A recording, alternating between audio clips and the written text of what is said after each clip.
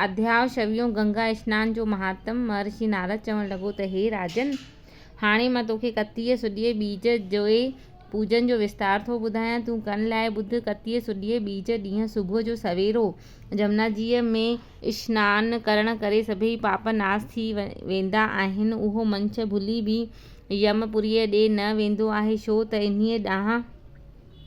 इन्हीअ ॾींहुं यमुना यमराज जी पूॼा कई हुई, हुन खे दूतनि समेत खाराए प्रसन्न कयो हो। तंहिं करे उहो ॾींहुं भैया दूज ऐं यम द्वितीया जे नाले सां बि मशहूरु आहे। उन्हीअ ॾींहुं भेण जे हथनि सां कयल भोजन खाइजे ऐं भेण खे यथाशक्ति दान ॾिजे। सोने जे मणियुनि मुंडियुनि सां उन जी पूॼा कजे। पर जेकॾहिं कंहिंखे पंहिंजी भेण न हुजे, उन्हीअ खे घुरिजे त गुरुअ जे कन्या जी पूॼा करे। भेण खे घुरिजे त भाउ जे वॾीअ आयु थियण वास्ते 8 चिरंजीवनि जो पूजन करे आसीस करे। पहिरियों मार्कंडेय, ॿियों परशुराम, टियों बली, चौथों हनुमान, पंजों व्यास, छहों अश्वत्थामा, सतों विभीषण, अठों कृपाचार्य। इहे 8 ई चिरंजीव चवाईंदा आहिनि। तंहिंखां पोइ भाउ खे कुंगु ऐं चांवरनि जो तिलक ॾेई हिन तरह आशीर्वाद करे। दोहिरो। जेसीं हिन संसार में आहे सिज चंड ऐं तारा, आकाश जल वायु अग्नीअ संदो जगत अंदरि प्रकाश, ब्रह्मा विष्णु महेश ऐं शास्त्र वेद पुराण, तेसीं मुंहिंजे भाउ जो सुखी रहे संतान। अहिड़ीअ तरह आशीर्वाद करे उन खे पाण रसोई पाए खाराए। ईअं करण करे उन जो भाउ 12 ई महीना सुखी गुज़ारींदो आहे। महर्षि नारद जे वाता इहे अमोलक उपदेश ॿुधी राजा पृथु हथ जोड़े वेनती करण लॻो त हे स्वामी, सभिनीनि खेत्रनि में श्रेष्ठ खेत्र कहिड़ो आहे? श्रेष्ठ खेत्र कहिड़ो आहे ऐं सभिनीनि तीर्थनि में उत्तम तीर्थ बि ॿुधायो। महर्षि नारद चवण लॻो त हे राजा पृथु, सभिनीनि पापनि जे नाश करण वारा, पुञ वधाइण वारा विष्णु भॻवान जे चरण कमलनि मां उत्पत थियण पुण्य रूप गंगा ऐं सूरज जी कन्या यमुना, इहे 2 तीर्थ महाफलदायक ऐं वॾे पुण्य जे ॾियण वारा आहिनि। गंगाजीअ जो सफ़ेद जल ऐं जमुना जी जो कारो जल, इन्हनि ॿिन्हिनि जो संगम बिल्कुलु उत्तम आहे। सभिनीनि पापनि जे नाश करण वारी ऐं रोगनि जे हटाइण वारी गंगा नदी आहे। सभिनीनि पुण्य खेत्रनि में प्रयाग पुण्यकारी आहे। प्रयागराज में ब्रह्मा विष्णु भॻवान जे पूजन कयो हो ऐं ऋषियुनि मुनियुनि घणा यज्ञ कया हुआ। सभिनी तीर्थनि जे तिलक जो पुण्य गंगाजीअ जे हिक बूंद जे 16 हिसे बराबरि बि थी नथो सघे। हज़ारनि योगिन तां गायत्रीअ जे गंगा गंगा पुकारींदा, यात्री जे गंगा गंगा पुकारींदा अचनि था, उन्हनि सभिनी जा पाप ईअं भस्म थी वञनि था जीअं बाहि जी हिकिड़ी चिणग काठियुनि जे वॾे ढिघ खे जलाए भस्म करे थी छॾे। गंगाजी जो स्नान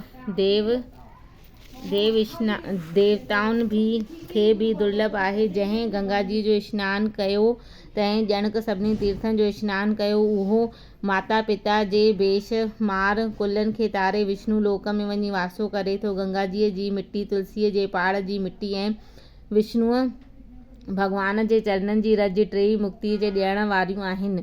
जेको मंछ गंगाजीअ जे वञण जो वीचार फ़क़ति हिकु दफ़ो ई दिलि में करे थो, अणपुछे वैकुंठ में वञी वासो करे थो। गंगाजीअ जो नालो ऐं तुलसीअ जी भक्ति, इहे 2 संसार रूपी फांसीअ जे कटण लाइ कात ऐं कुहाड़ो आहिनि। कार्तिक मांघ पुरुषोत्तम मगर ऐं वेसाख आदिक महीननि में गंगाजीअ जे हेकारी वॾो महात्म थिए थो। उहो मंछ वरी माता जे गर्भ में नथो अचे, यानी उहो अमर पद खे पाए थो। हे राजन, कृष्णा, कावेरी, गोदावरी, अमरावती, त्रिवेणी, सरयू ऐं जमुना आदिक सभई नदियूं गंगाजीअ में सदाईं स्थित रहनि थियूं। सभिनी तीर्थनि ऐं खेत्रनि में काशी बि महा उत्तम तीर्थ आहे। देवताउनि करे पूॼी वेई आहे। जेको उन्हीअ जो सिमरन कनि था या पंहिंजनि पवित्र कननि सां कथा ॿुधनि था, उहे देवताउनि वारी देह पाए वैकुंठ जे विमाननि ते चढ़ी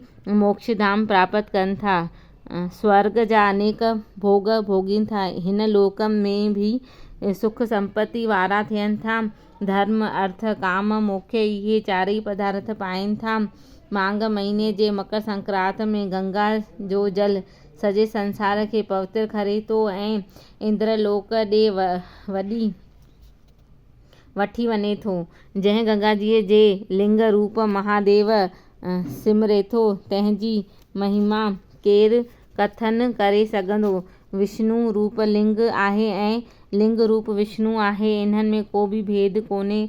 रुद्र संसार खे पाले थो, रुद्र संसार जी प्रलय करे थो। ब्रह्मा विष्णु महेश में जेको भेद चवे थो उहो घणे वक़्त ताईं नरक जी पीड़ा ॾिसे थो। जेको टिन्हिनि देवताउनि में भेद भावना नथो रखे उहो परम गतिअ खे प्राप्त थो थिए। काशीअ में विश्वेश्वर जे लिंग जे दर्शन करण सां मनुख परम जोत खे पाए थो। जेको काशीअ जी परिक्रमा करे थो उहो सतनि दीपनि समेत पृथ्वीअ जी परिक्रमा करे थो। जिते तुलसीअ जो पन आहे या पुराणनि जी रसदायक कथा थिए थी उते विष्णु भॻवानु पाण अची वासो करे थो। तंहिं करे पुराणनि जी कथा ॿुधण बि गंगा स्नान समान आहे। जेको पुराण वाचन वारनि जी प्रीतीअ सां पूॼा करे थो उन्हनि खे बि गंगा स्नान करण जो फल मिले थो। गंगा जहिड़ो तीर्थ माता पिता जहिड़ो गुरु ऐं विष्णु भॻवान खां मथे को बि देवता कोन्हे। सलोक गायुनि में कपिला गऊ खेत्र हरिद्वार चइनि वेदनि में जीअं ओम अखरा सार।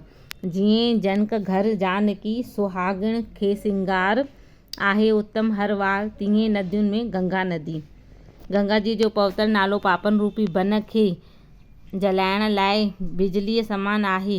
वेद जी माता गायत्री ऐं जल जी माता गंगा ॿई पापनि खे नास कंदड़ आहिनि। जंहिं देहीअ ते गंगाजीअ जो पवित्र जल स्पर्श थिए थो उते यम जा दूत भुलिजी बि वेझो नथा वञनि ऐं राजा पृथु गंगाजीअ जे सेवन करण सां सागर जा सभई पुट पापनि जे पीड़ा खां छुटी वञी मुक्ति पद खे पहुता।